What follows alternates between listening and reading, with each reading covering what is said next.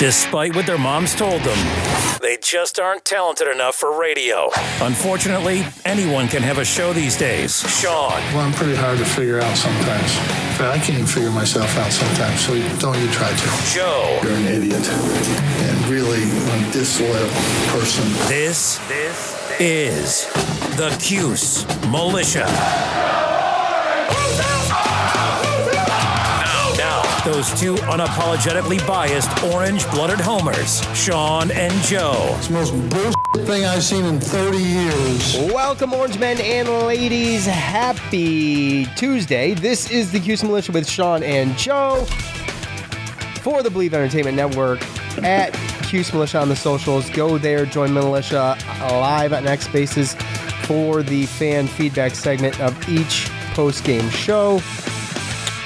It is Joe and I. Welcome in. We are here to talk about Clemson as Syracuse heads down to Death Valley this Saturday at noon. The show will be on ESPN. ACC opener for both teams. Clemson trying to steady their ship at home with Syracuse trying to prove that maybe this early air assault that they've got with leading the country currently isn't just a fluke. That maybe it's for real. You'll hear from us and we'll hear from you in fan feedback. I did not get a chance to listen to the presser, which is like why I brought Joe here today. Joe's going to talk about the presser. No. That's it. That's the only reason I brought you here today. I was busy at work. That's it. I'm upset. I didn't realize I didn't get to watch the presser until it was actually 5:08, and I thought you were going to be coming on a little bit quicker, and so I didn't start it. So I figured, you know what? Let's just have Joe on today, and he's going to tell me all about it. So take it away, Joe. All right, well, Sean, I appreciate you inviting me on today. Let me save you real quick before I start. Okay. Clemson played Georgia Tech last week, so it is not their ACC opener. My gosh, you're right. So that's true, and I knew that before you get bashed. Before you get bashed, you know how our listeners like to call out the mistakes that we make. So we'll just fix that one on air, so you ain't got to hear about that one. I appreciate it. I don't know what's worse. It's almost better if you don't catch it and it gets by both of us. Then I could be like, oh, well, Joe didn't catch it either. Oh, my bad. Sorry. Maybe you shouldn't have invited me. Anyway. Yeah, no, I mean, it was a 20-minute long, conversation. Obviously, Fran Brown stuck to his normal, I'm just worried about today, and I expected, nothing different. Not going to give you any type of answers that's going to give away anything, obviously. So that's kind of a lot of what it is about. Obviously, they spoke about, they brought up last year when we beat Miami and Clemson made the ACC championship game because of it, and just, how did that phone call go? They wanted to get some stuff out of Fran and, everything like that. And he kind of he played it cool the whole time like he normally does, and just gave Dabo his props on how he likes him as a coach, as a man, and how he coaches his team, how they're a good team. Then they kind of got into injuries, and he kept saying, well, you'll find out on Tuesday or Thursday. I think he was saying Thursday. It's Thursday. Yeah. So he said, you're going to find out on Thursday. They kept bringing guys up. Yassine Willis, Davion, or Devin Grant. Sorry. Yeah. I want to say Tavion Mack was another one they brought up. The lineman, Witherspoon, he left the game last week. So a couple of receivers, they brought them all up, and he really was just, you're going to find out when it comes out. Just played that whole, kind of thing. And then, there was a little interesting part of they brought up the point spread. And he had a nice little comeback with, Vegas said that Canelo was going to beat who's the two boxers that fought this past week. Dude, you got me. He said, yeah, he doesn't pay attention to that stuff. So he just said, Vegas, he says, the people say Vegas is always right, but they're not always right, obviously. He kind of said it, in a playing matter. So, again, we got the normal kind of, stuff that we're going to get from Fran Brown. But, I mean, still entertaining nonetheless. A couple questions came up about things that he wanted to change or do going into Clemson, and he obviously was, played as if it's a secret and I tell you, then everyone's going to know, right? Like, so why do they? Yeah, yeah. Why do they even have this? Why don't we do the presser on Friday? There's a Thursday, Friday availability report, and it'll all be out then, which is why they ask the questions now, because this press conference is so much earlier in the week. So, I know everybody does it on Monday, but it seems a little early. Maybe that's on purpose. But at the end of the day, there's Thursday or Friday, everybody's going to know the availability of players. Right. For the most part. It should. Realistically, yeah, that's really where it comes down. You didn't get really anything out of it, but again, it was still entertaining. And then, I don't know. Again, I still don't know the reporter, but it's just, I think it's the same reporter, to be perfectly honest with you. But he did have like a visual and audible like reaction to when there was a specific reporter that. Oh, really? To ask a question. Yeah. Like I said, you'd have to go back and look at it. I think it was, it wasn't anything crazy. But I was like, oh yeah, this must be, that's immediately where my head went. This must be the guy that asked him the questions that he doesn't want to answer. But yeah, nonetheless, it was kind of status quo. He knows the type of program he's going into. They talked about Clemson and going down there and how their back's against the wall a little bit. And he just said, he's excited. He's like, how would you not be excited to go down to, a sold out stadium in Death Valley at Clemson and go ahead and compete, that's just his mentality. He just wants to compete against the best. So, I don't think situations like this, it really doesn't, it doesn't faze him, coming from Georgia and, all that kind of stuff. He's always kind of played those type of games, and when they brought up that stuff about Vegas too, he did bring up, he's like, I've been an underdog my whole life. He's like, and I've won a decent amount. So he even referenced a 50 Cent song. So it's pretty good. It was pretty good, even though we really didn't get too much out of it. It was just Fran being Fran, and that's entertaining enough for me. Yeah, there's a difference between entertainment and informative, right? If you can get one or the other, you're good. But if you get neither, it's pointless. That's a better way, I think, to put it. So. That's fair in one way, and I understand that it's like everybody wants to know, right? Everyone's the instant gratification. As soon as something pops up, boom, it's on Twitter, it's on this, it's on that. Everyone wants to know what the deal is. But so does Clemson, right? Like so in this situation, and again, to your point, you're not going to sit there and just spill all the beans on a Monday to allow your opponent to be able to know certain things so that they can game plan better, right? Yeah, absolutely not. So realistically, you're not going to get the answers. The answers you're going to get are the same things that we already know. The way that he runs his culture, the way that he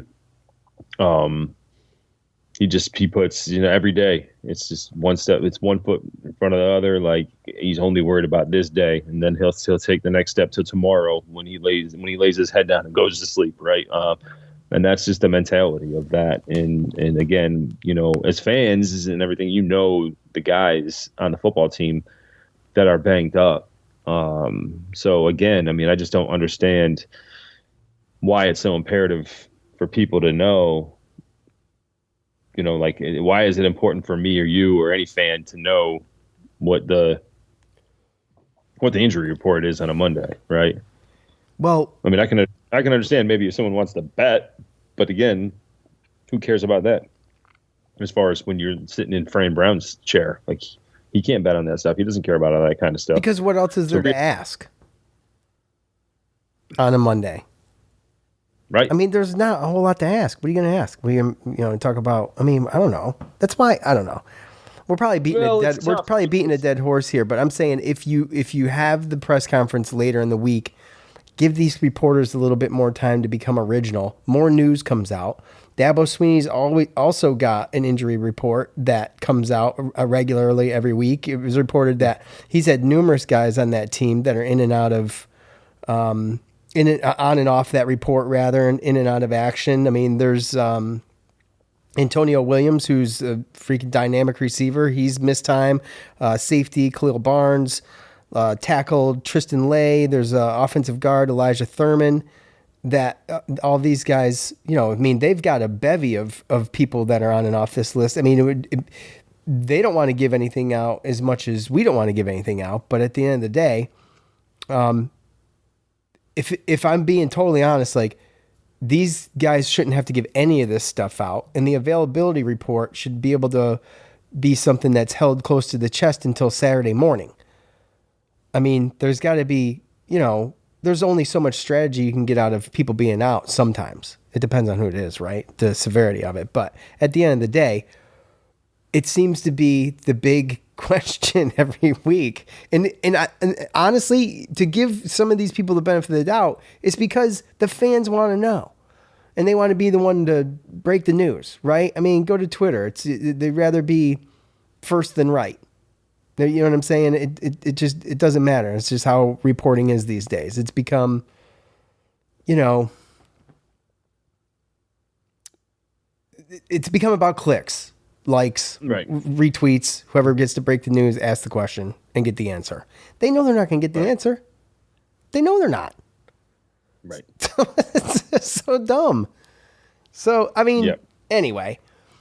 I think we have a pretty good idea. Justice Ross Simmons has got a finger issue. Coach said he'd be fine. We're talking about Devin Grant, and we're talking about, what was the other one? Joe, help me out. Yassine Willis. Yassine Willis, yes, which is a big one. But I got to believe because he finished the game, did he not? Against UConn, right? Yeah, he finished the game. UConn. Yep. Yeah. So I think, so he was like probably we talked, up. Right. Yeah. Skip a week. Right. Pretty much. Yeah. Yeah. And I mean, I think that's truly what it is. Right. And so you should be able to draw your own conclusions from the information that we already know. There's not our injury list. It's not Steve Angeli, questionable.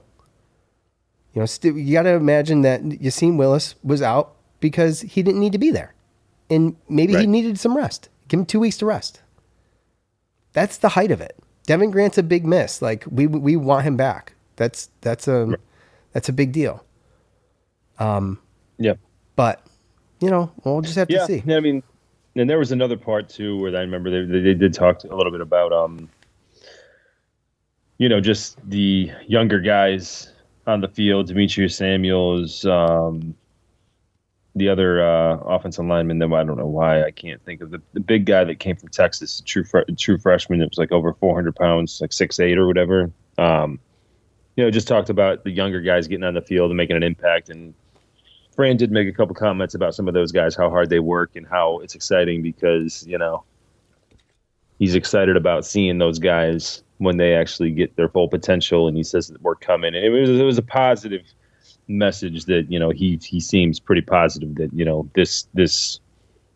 this culture and this football team is on the rise. So he had a little bit easier of a press conference than Dabo Swinney did. I'll tell you that.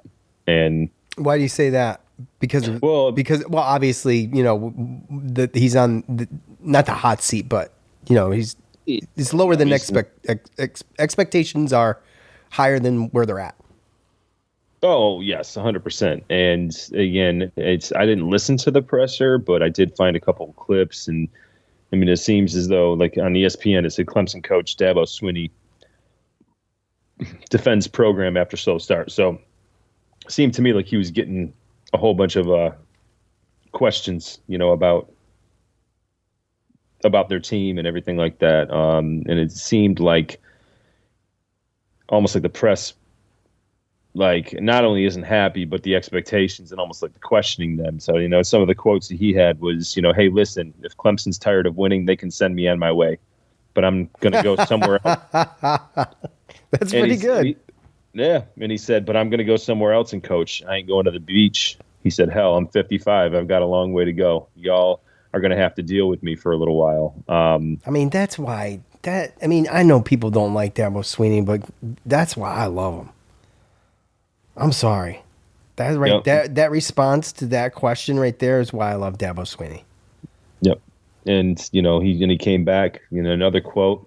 I would just say, if you don't believe in us because we've lost 2 games down to the last play and we're 1-2, you didn't believe in us anyway, so it doesn't matter. You weren't all in anyway. And then he comes back later and says, all we've done is win. We've won this league 8 out of the last 10 years. Is that not good? I'm just asking. Is that good? To win your league 8 out of 10 years, to go to the playoffs 7 out of 10 years. 2 championships? 2 championships, 4 right? national championships, win it twice. Yeah, we're a little down right now. Take your shots. I've got a long memory. We'll be all right. We'll bounce back. Yeah. That's the problem with being good. That's the biggest hurdle for being good is when you struggle, you're all of a sudden written off. Mm-hmm. Now, all that's going to do for Dabo is lead foot this truck. I'm sorry. 100%. That's the same thing. And it continues to go. If we stink because we haven't played for the national championship since January of 20, well, I guess we stink. But why are we held to a different standard from all these other teams out there who ain't ever won anything? So, that he said, I work for the board of trustees, the president and the AD. If they're tired of me leading this program, all they got to do is let me know. I'll go somewhere else where there is an appreciation. I don't know if it'll be here, but it'll be somewhere. Well, you could, if I'm a fan, okay, from a fan's perspective, so I'm talking outside both sides of my mouth, but I want to be fair. That comment would upset me as a fan a little bit. Mm-hmm. Like you'd want to have him to have more fight for his colors right now, right? Yes, but also at the same time, again, he's got a good point. All he's done is win. Totally. He came back later and he said, we're not perfect and we may suck this year. We may lay a freaking egg and go 6-6, but I don't think so. I know that's going to disappoint a lot of people, but I don't think so. The reason we are the best program in college football is because we've always battled. We've always responded. Let's respond like we always have and let the story be written. So, that's all I got out of that. But yeah, that was, that makes me want to actually go back and listen to that presser as soon as this podcast is over. So yeah, well, I probably won't do it as soon as the show's over, but I probably will tomorrow. I'll probably listen to both of them. But right. Yeah, I think a lot of that is 100% pure motivation for his guys. 100%. So that's a way. Whoever asked that question can go right to hell. I don't mean that. I don't mean that. I'm just saying. No. But yeah, no, that's just, and that's why I brought it up, because it was like another thing of like, okay, we already know the back's against the wall. And now, he just got bulletin board material, and he sat there and defended himself, defended his team. And now, those players, they're going to want to go out and fight for their coach and fight for their team and their colors, like you said. So, if I'm doing a Clemson podcast right now, I am extremely pumped about this game against Syracuse. After I listened to that press conference. Yep. I was pumped before, but now it's running through my veins. You know what I'm saying? And Monday to Saturday is a long wait. So I hope and pray that Syracuse can be ready. And I'm not saying they can't. I'm just saying that you're literally got a caged tiger right now. And once that thing comes out of the cage, it's probably going to be a handful. And I would sit here and say, you know what, I could be completely wrong. But if that doesn't motivate players, then he's got the wrong group. So yeah, well, We shall see. Well, the all-time series, Joe, sits at 2-10 in favor of, you guessed it, Clemson. Syracuse has never won in Death Valley. They won on a neutral site in 1996 in the Gator Bowl. Actually spanked them, blanked them, took names and left there. And then, obviously, we all remember 2022, right? Was it 2022 or 2023? No. It was way before that. It was 2027. 2017. Yeah, what did I say? 27? That's in the future. Maybe I'm prophesying. Maybe I'm prophesying. Maybe. 2017. Maybe. Yes, 27-24. So I was looking at. So yes, that is crazy. That was 8 years ago, guys. Mm-hmm. Dude, I feel like that was yesterday. Do you remember the podcast we did the day after that? Do you remember? Do you remember how excited and pumped I was? And I was freaking, I could have ran through a brick wall, and you were hung over and you're like, so boring that day. I was so, you let me down that day. I did. You remember now? I did. Oh, I 100% remember. I was hungover. I was so ready to run through a wall the night before when we won. That you might have. That I probably had too many drinks. I don't know. Maybe I did run through my apartment wall. That was 8 years ago. That's crazy, man. Wow. That is crazy. Time flies. So the betting odds, as Joe briefly mentioned earlier, I guess they opened up at 17.5. I don't know where they are now with a total of 55.5 points. So obviously that's 17.5 favoring Clemson. So, I guess the question for me is does Clemson cover? Okay, at the end of this, and we'll give our predictions, I suppose, if we got to. Key guys, I mentioned Antonio Williams. I guess he's a big play guy. He's limited, been limited in recent games. We all know who Cade Klubnik is, right? Clemson QB. Mm-hmm. And Cleo Barnes also been on and off that list, been limited. A lot of this comes down to Antonio Williams. And I feel like, with Clemson, they're extremely talented. I mean, the whole roster's talented. Obviously, they got, high caliber recruiting and everything. But they're going to be at home. Joe, you mentioned it's going to be sold out. I think lucky for us at the end of the day that it is a noon game rather than a 7:00 game. And I guess that's one thing we got going for us, but I'm just going to add this too, that what Joe just mentioned about Dabo. Not only is he experienced, his staff is experienced. If there's professionals in the NCAA, it's guys like Dabo Swinney who can adjust, and a good bounce back game is a Syracuse team who's still trying to figure it out. And I mean, that's just the truth. If you're going to have to play a game to bounce back, I mean, Syracuse might not be a bad one. I'm not doubting them. I'm just saying that there's plenty of tape that show the same things over and over again. And I remember watching this defense against LSU and thinking, which one of these defenses is better? And not being able to really tell. It was such a great defensive battle that whole game. And it was a grudge match. And when you face their D-line versus our O-line, that's where I get nervous. Are they going to be able to protect Steve Angeli? Are we going to be able to get a push? Are we going to be able to start a run game? Are we going to become one-dimensional because we can't win in the trenches to get Yassine Willis or Will Nixon a boost? That's what I'm worried about.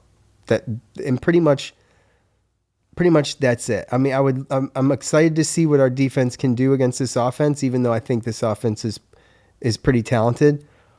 I think that we have a better shot of stopping them from scoring than we have of scoring. And maybe that's being too pessimistic, but that's just how I feel right now. So. Yeah, I mean, well, that's their defense is really, really solid. And to that point too, I mean, we can sit here and we can talk about, where's Clemson? They actually have high expectations, right? But when you look at what Dabo said, losing, near the end of the game, I mean, LSU is ranked 4th and they're 3-0. Georgia Tech's ranked 19th. They're 3-0. So it's not like the teams that beat them were scrubs. Right. And, they've pretty much had it. And Antonio Williams has pretty much been gone, I think, since the first game of the season. And I think a lot of this, too, might come to the point of, like, what happened in the second game against Troy, right? They played Troy State the second game, and Troy was beating them 16-3 at halftime.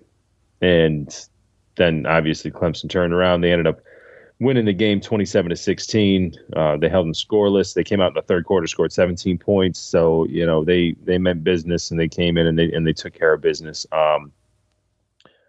But I think with them, to me, what I see is more just kind of a lack of, and again, I've always wondered because we talked about Dabo not really jumping in the NIL that much, right? He wants to build his program from recruits and culture. And kind of the same way I feel like Fran does, but I think Fran right now, because it's early, he's got to dig into the NIL a little bit more, the transfer portal. But it just looks like they have just a lack of weapons on offense. It looks like this. I mean, Klubnik, we know. I mean, he looked really, really good last year. This year, he's only thrown for, I think, 630-something yards, and he's got only 3 touchdowns to 3 interceptions. Now, don't get me wrong; they do have some studs like Adam Randall. Mm-hmm. They're starting running back. He's by far the main guy. He's averaging 5 yards a carry. He's got no one's even close to him in yardage. The next closest to him is Klubnik with less than 60. Right. And I know that Bryant Wesco Jr., if Antonio Williams was healthy and they had both these guys, then that would be a problem. But, I mean, he's got 18 catches for 310 yards and 3 touchdowns. So I know he hasn't scored in every game, but he's basically averaging 100 yards and a touchdown in every game. So, but this isn't your everyday. It looks like, I mean, they're still trying to figure it out on offense too. Their defense has kept them in the games, and it's been difficult to score against them, to your point. LSU won, but it was 17-10. Georgia Tech won, but it was only 24-21. But, Clemson hasn't scored more than 27 points on offense this year. The over for this game surprised me because, I mean, even the Georgia Tech and Clemson game, that 45 points total. I know take Troy out of it. When you look at LSU, though, and Georgia Tech, both decent defenses, too. Mm-hmm. As far as their offense goes. Absolutely. Georgia Tech's been being talked about as a dark horse this year because of all the returners and the fact that they have a manageable schedule. So Georgia Tech, I mean, I wouldn't put it past them to be in a very, very good situation, when the time comes, because realistically, they don't play a ranked team until Georgia in the last week of the season.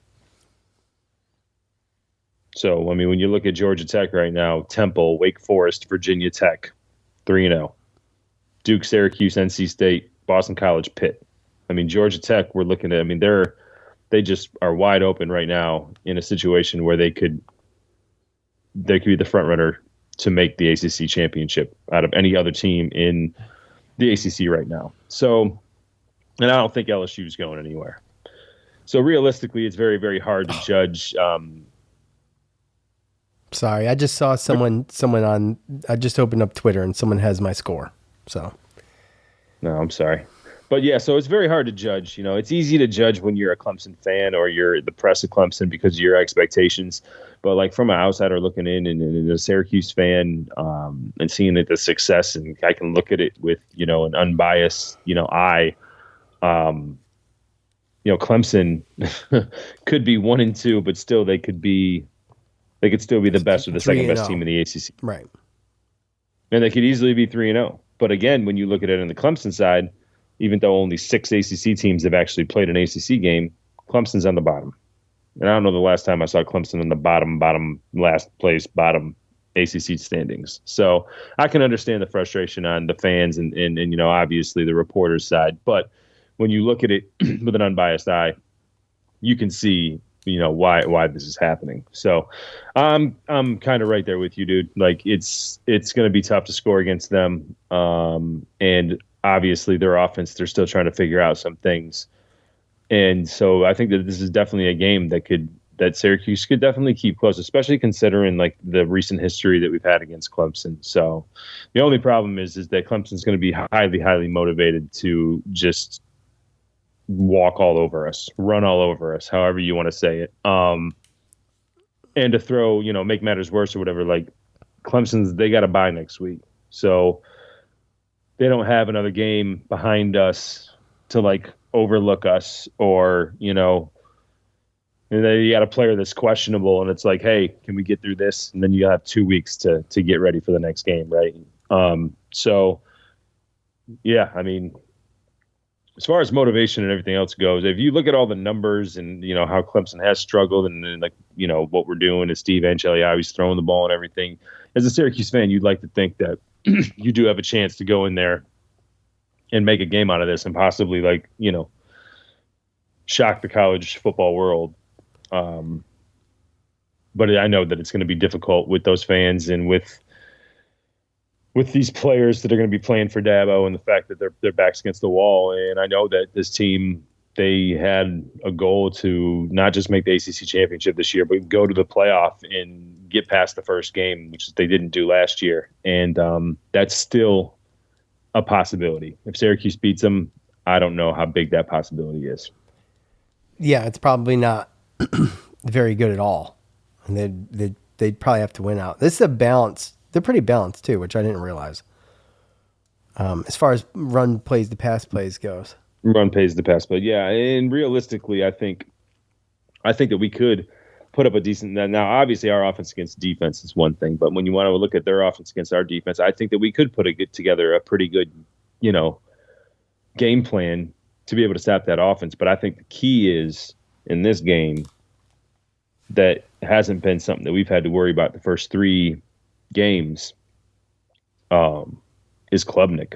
I know he hasn't thrown the ball well, but he can run, and we haven't been able to get our hands on quarterbacks and take them down. So to me, this game, on whether or not we're going to be in it in the fourth quarter or not, has everything to do with us being able to contain him and not let him break out for big plays and let him scramble for first downs on a 3rd and 8 or 3rd and long situation. I think it's just going to be those couple little spots in the game, little plays where we had everybody covered. We got him, back against the wall. Let's get a punt and let's go. And boom, he gets out there, scrambles and gets a first down. Like that to me is my biggest fear.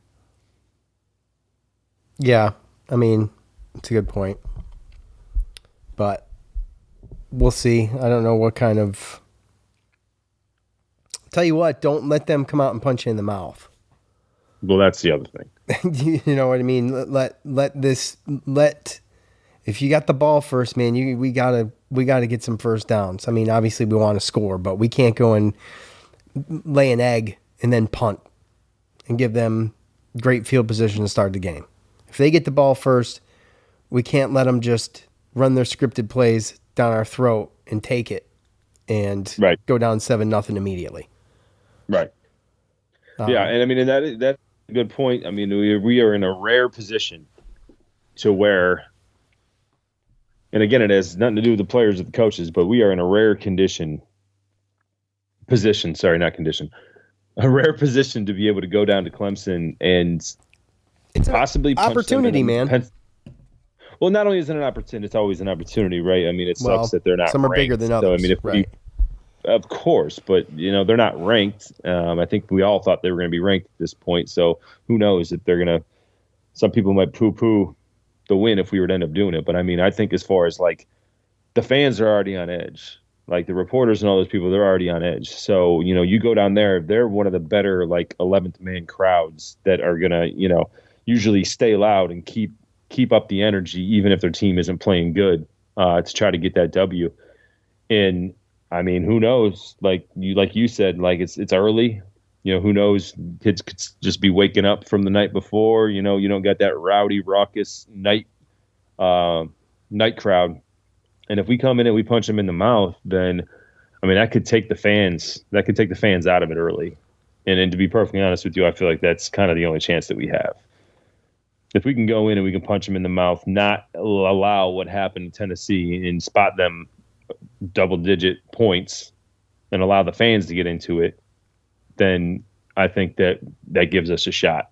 That would be probably one of the bigger things that I would look at too, because those fans are kind of fed up. And if we come in and we punch them in the mouth, then they're going to be even more upset. They're going to be more pissed. Not to say that that's going to affect Clemson as far as like the coach and the team, but it's going to affect the energy that team can get from the fans that they normally get, if that makes sense. Yeah, no, I get it. Well, I forget. What the hell did we do last time? Did we go first or last? It's time to head over to Twitter and Facebook. Yeah. Did we go first or last? We go first, right? Yeah. If you ain't first, you're last. That's right. Shake and bake. So I'll go. I haven't been keeping track of who's winning. So, because you know why? It's too much effort. You won. Did I? Yeah, you did. I don't know. My score was too low. I don't even know how we calculated it last year. I just always forget. There's so many different dumb ways to do it. All of them suck. So anyway, it's a science that has not yet been perfected. So if we're just picking, I mean, if we nail one, we win. That's how I look at it. It's only happened once in the almost decade of this show. And it was yours truly. And it was football. It's the one thing I don't forget. Okay. Look. What's the spread at right now? It opened up at like 17.5. What's that? From what I understand, it's still 17.5. All right. Well, then judging off of that, I don't think Clemson covers. So if you're betting, and I'm not advocating for you to be, but I'm just saying, this guy's got 31-17 Clemson, which I think is from my perspective, is a realistic, not only optimistic in some sense, but realistic. So I think Syracuse can keep this thing close. I'm hoping that they can keep it close. And then maybe, Clemson comes out late and just puts it away. I feel like Syracuse has made too many dumb mistakes, especially on offense. And that worries me a little bit when you're going into a place where you're going to have to rely on not being able to hear your quarterback. You're going to have to rely on just knowing when to go. The communication is going to be difficult, and they're going to have to not let this immediately bother them because it's going to be loud and it's going to be nasty. And I think that could affect these younger kids on this team. So with that said, Joe, 31-17 Clemson. I figured we were starting the season at 2-2. It's not terrible. So no, I mean, that's, I think, right where we kind of thought that it was going to be, right? That's what I thought it was going to be. So, what you got?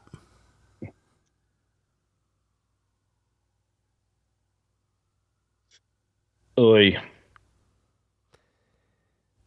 So, I got it a little bit closer. I think was that a 14-point spread? Okay.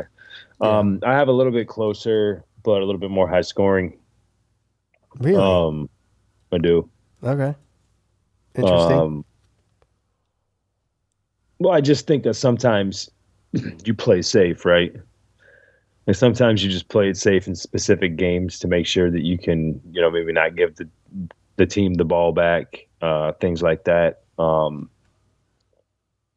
I think that this game flow, I think that Clemson's going to come out, and I think they're going to score more points than they did against any other team that they played this year, to be perfectly honest with you. But I think also Angeli's going to be able to challenge, their defense down the field, take some shots, and I think that some players are going to make some big plays downfield. So I'm going to go.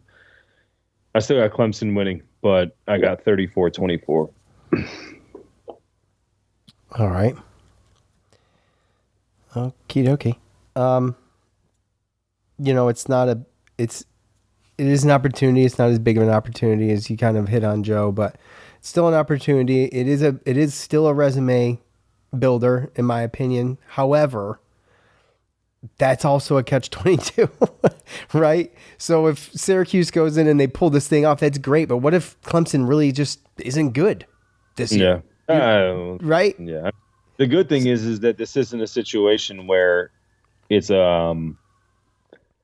where like strength of schedule really doesn't matter. This is college basketball, right? So realistically, this isn't going to really hurt us. This is like us playing with house money. A team that was ranked, that had playoff aspirations in the beginning of the season. They're still alive in that, but if we were to win this, and this would just be another win that we just didn't see coming. And when we talked about this in the preview show with Tyler, like we were worried about them getting to a bowl game. I think we all guessed or predicted that they were going to with their 6 or 7 wins, but we also were like, well, where's that 6th and 7th win coming from? And I think a lot of the wins are going to come at home this year. So I hope the fans show up. But no matter what Clemson's already done and what their rank is, this would be a surprising win, I think, for any Syracuse fan.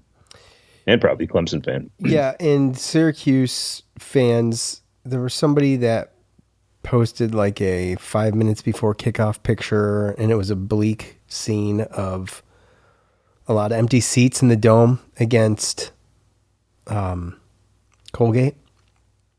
Yeah. But they ended up packing that place up pretty good until they started clobbering them, quite literally. So, no. I heard there wasn't a lot of people there. I saw a picture that showed me different. So I don't know if you talk to people who were actually there or what, but here's the other thing. I mean, how long did they stay? I mean, it was a blow. The game was won at halftime. So in my opinion, I mean, it was not good, looking good, but the picture I saw didn't look bad to me. So the attendance is 37,000. I just don't know if it got there, but okay. Well, I hope it did. The picture I saw a picture, Joe. So I'm just letting you know what I saw. It's on Twitter, and I couldn't tell you who posted it. But anyway, my point is, with that said, that I have confidence, all the confidence that the Syracuse fans are going to show up this season. If they show up like that for Colgate, I have to imagine that when we're an ACC play, especially early, I think that they're gonna show up. So let's start with our buddy Matt at Matt Sherman 52. Don't be fooled by the brand. Troy gave them all they could handle. Clemson was down first half. Georgia Tech just beat them. Klubnik obviously hasn't taken that step forward everyone thought he would. 34-31 Woody game winner.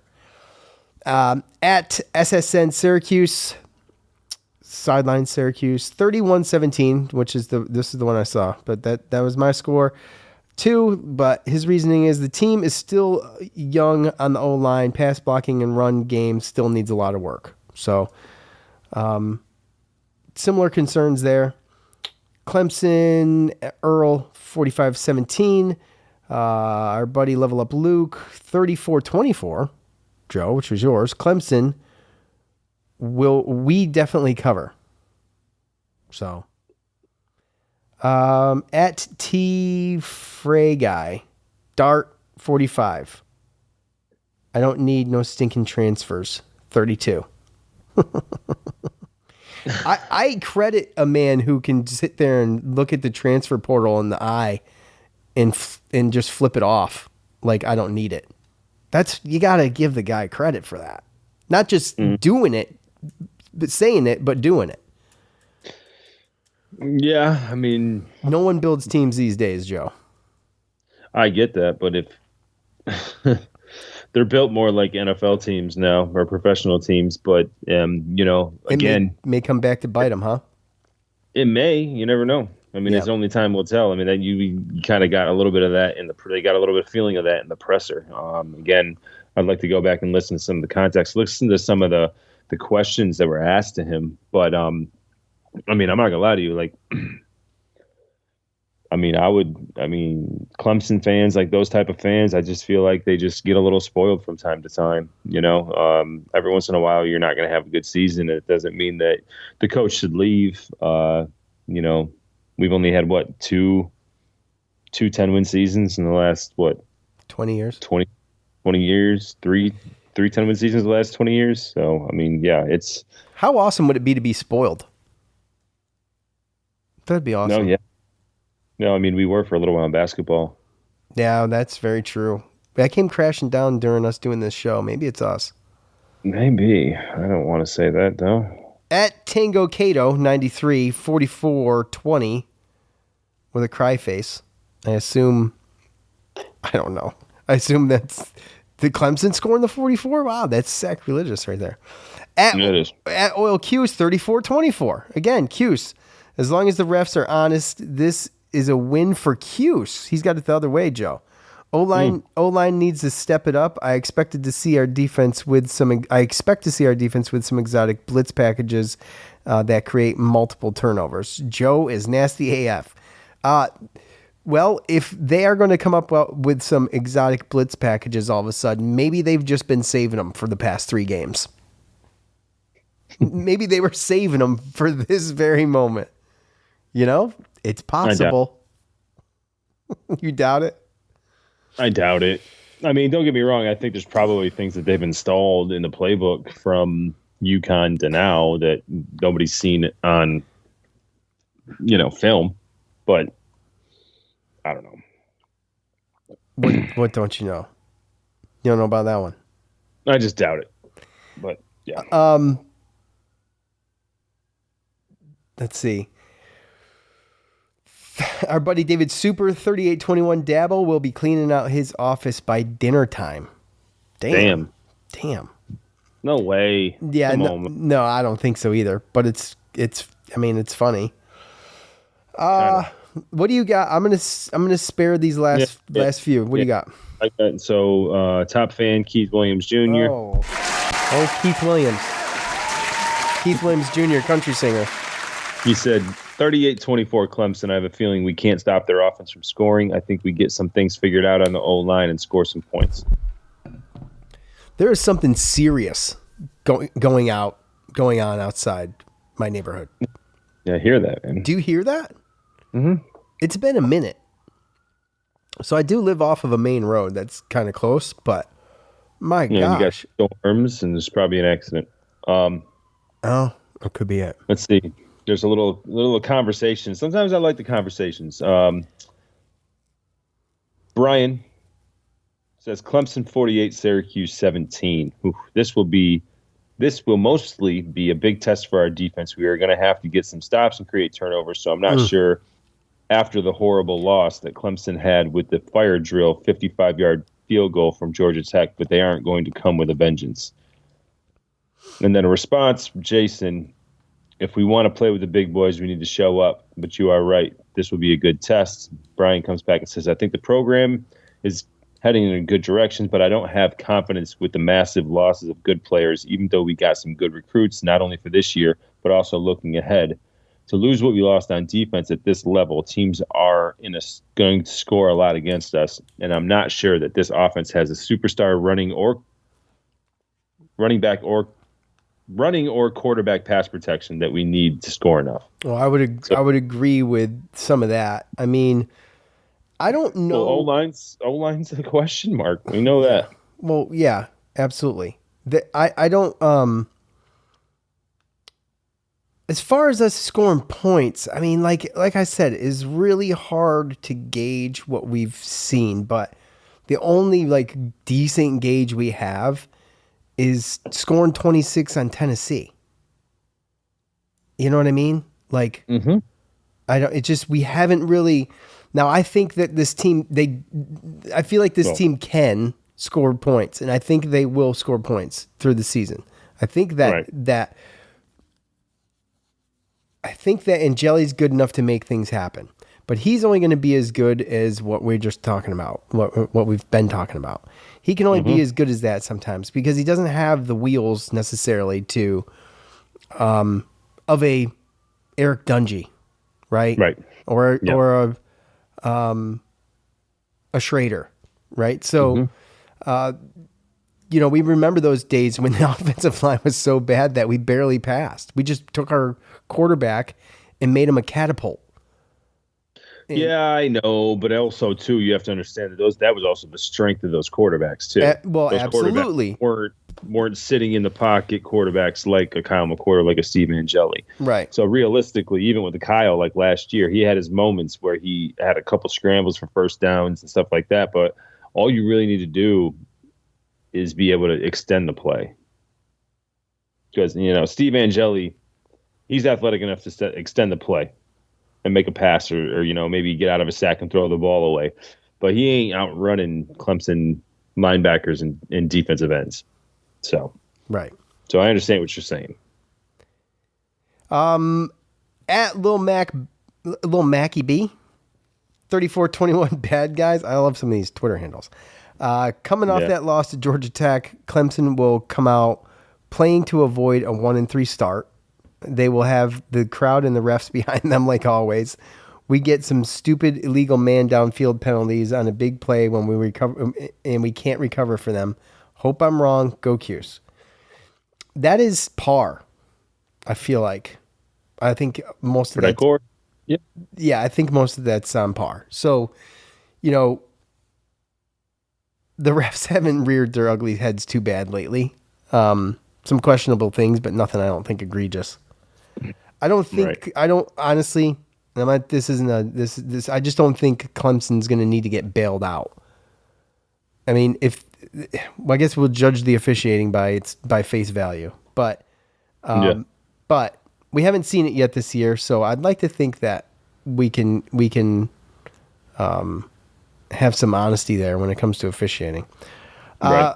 At Sip of Weinberg. His last name's Weinberg. You like it? I like it. That's pretty good. I still don't think we've truly seen what Syracuse is capable of this season. Glimpses of greatness against Tennessee, sloppiness versus UConn, blowout an FCS team. I think this game is close. 24-21 Clemson. That's good analysis. Yeah. Let's see. Matthew 28-24 Cuse. Go ahead.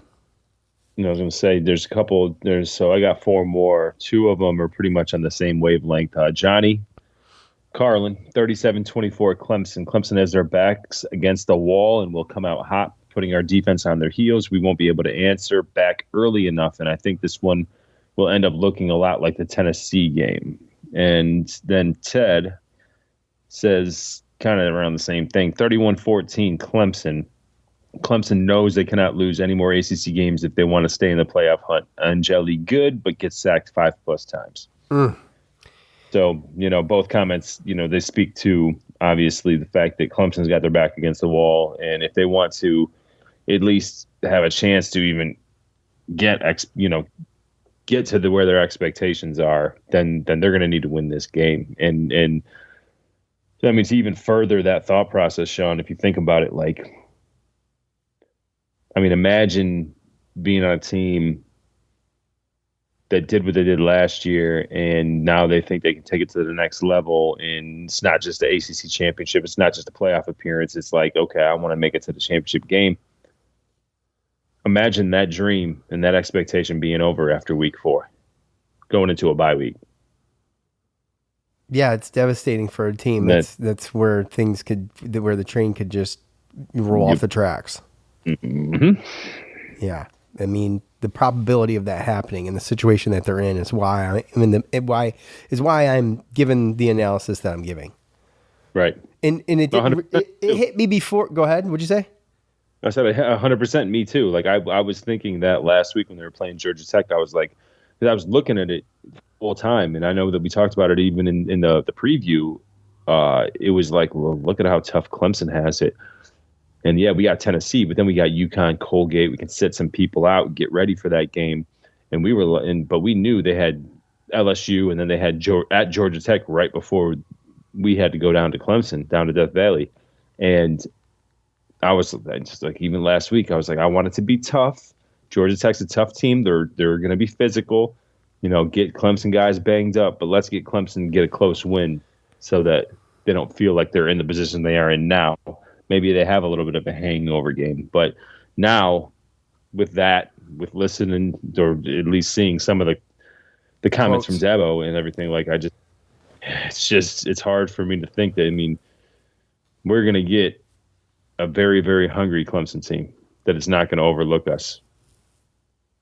Yeah, I don't think we're going to get overlooked. And not to say that we're a world beater. I don't think it matters who it is. Like this game, no matter who it was. Oh, this is the worst spot for any team to be in. Whether it was their FCS, 100%, no matter who. It could have been any. Yeah, they're going to come out, and then they're going to come out hot. It's going to be tough. At Cuse Football 63, I think our defense is a liability right now. And Klubnik is a dual threat QB. Hope we can keep up on the scoreboard. 42-27 home team. I feel like our defense has shown me some. I know the defense got bagged on pretty hard. Was that last week? It could be better, but they've showed me at times that they can be pretty good. So it's such a tough call. I think there's so many. There's other weaknesses that are so much worse that.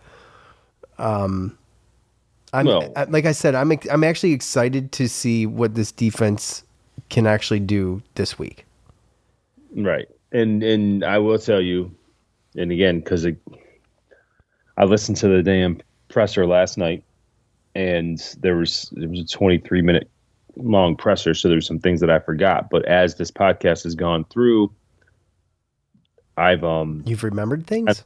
I've remembered things, and one of the things he got asked about rushing the quarterback in the sacks and getting sacks and everything.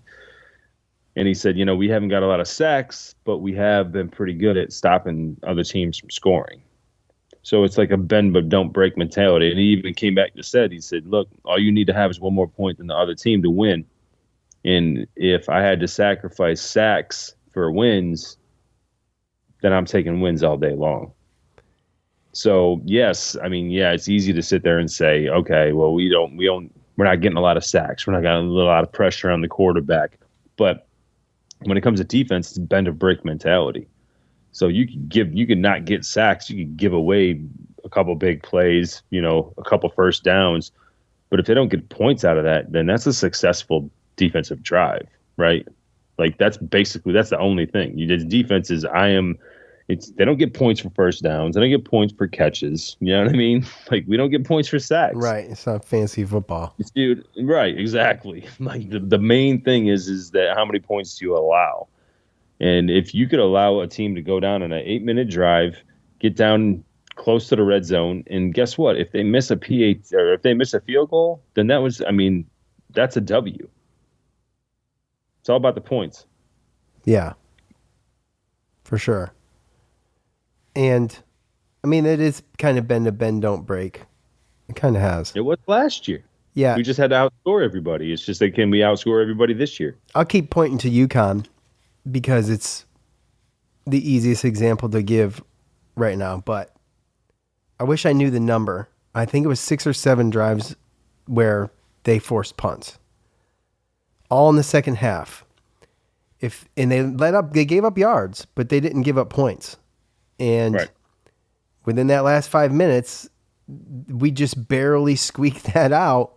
Oh, the offense figured it out, but our defense allowed us to be in that position. Gave them the time to figure it out because without it, we would be sitting here at 1-2, and 20 people would listen to this Clemson pregame show because we're not making a vote. Because there's absolutely no shot in hell that we're doing anything this year. We could still, even if we lose, sit at 2-2 and be okay. Mm-hmm. So, And we've got a lot of football left. So I don't think that this is a make or break game. However, going forward, we got to start coming up with some wins. Like things need to be improving. Oh, yeah. I mean, I get that 100%, and I think that they have. I think they have evolved. Hopefully, this does kind of show us because again, we saw Tennessee. They probably should have beat Georgia. Like, I was going to say they should have. It was that damn field goal, bro. Yeah, we saw Tennessee give Georgia all they could handle. Like no, like they should have won that game. So we know where Tennessee is. Tennessee's a legit team, and yeah, I mean, it's just. A lot of it's in the eye of the beholder and all that stuff, and the sacks and the interceptions and those type of big plays are fun. But at the end of the day, the only thing that to me personally, because there's other people out there that have stats and everything, but to me personally, the only thing that matters is like how many points does your defense give up, and do they allow? Are you playing? And do they play complementary football? Do they allow your offense to figure it out during a tough game to still have a chance to win the game? Which is exactly what happened in UConn. Right. And you know what? What's UConn doing right now? What did they do last week? Do you have any idea? Lost. They did? Gosh damn it. Yeah. I'm chalking UConn up as we escaped getting beat by a crappy team. Because that's right. They lost to Delaware. We talked about this. We talked about this in overtime. They went to overtime twice this year, back to back. Anyway, they stink. We should have. We should have beat them by more. Obviously, the good thing is that I don't know when it happened, but I know Delaware used to be an FCS team. They are an actual Division I team in the Conference USA. So. It's not like they lost to an FCS school, but yes, Delaware. It's not a sexy name. They look like Michigan, but they're not. They're the Blue Hens. Yeah. Yeah. Well, I don't know. It was 44-40. Right. Yeah, and I mean, hell of a game. Overtime. Yeah, barn burner. I just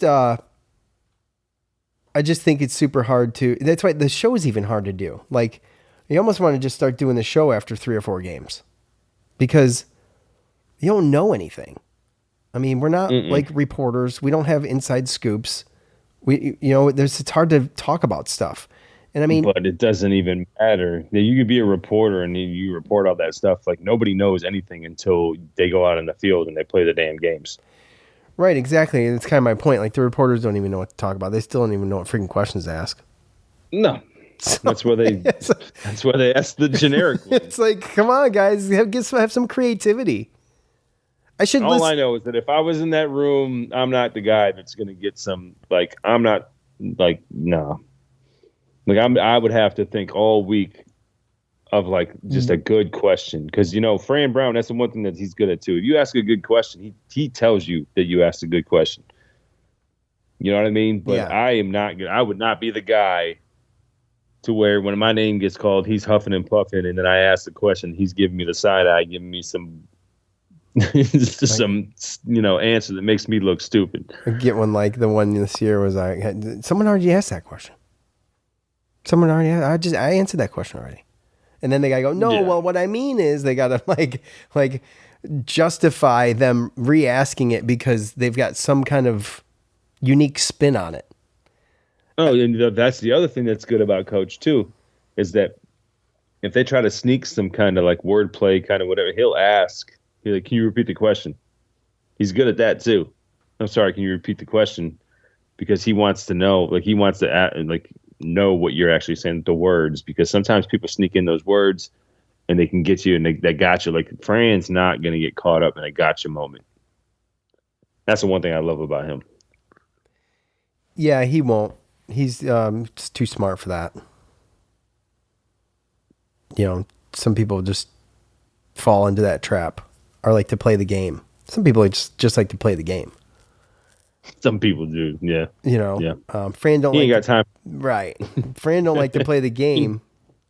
Ain't no one I got time for that. Ain't nobody got time for that.